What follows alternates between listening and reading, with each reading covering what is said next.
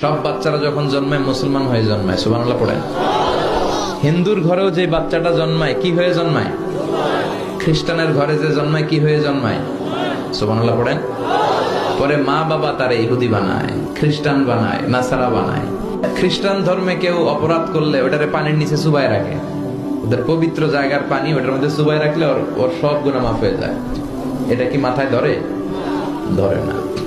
হিন্দু ধর্মে হিন্দু ভাইদেরকে আমি কষ্ট দেওয়ার জন্য বলছি না, বুঝানোর জন্য। প্রক্রিয়াটা একটা প্রথা ছিল, সতী দাহ প্রথা হিন্দু ধর্মের।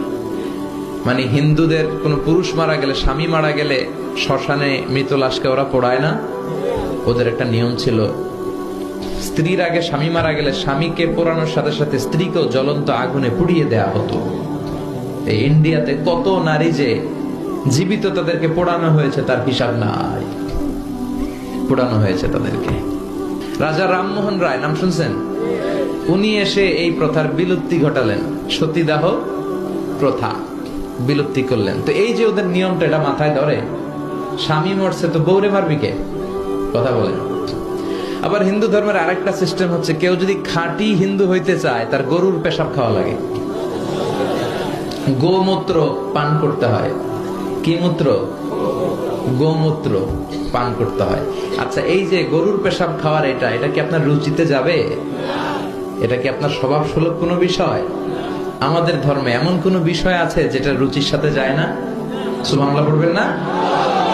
এটা ফিতরাতি ধর্ম। এই ধর্মের কোন বিষয় পালন করতে মানুষের কষ্ট হয় না। এটা সমাজ সম্মত, এটা পরিবেশ সম্মত, এটা স্বাস্থ্যকর একটা ধর্ম। সুবহানাল্লাহ পড়েন। আমাদের ধর্মের সবচেয়ে বড় গুণ হচ্ছে, এই ধর্মটা কার দেয়া? নাকি বিশ্বনবীর নিজের বানানো? কথা বলেন।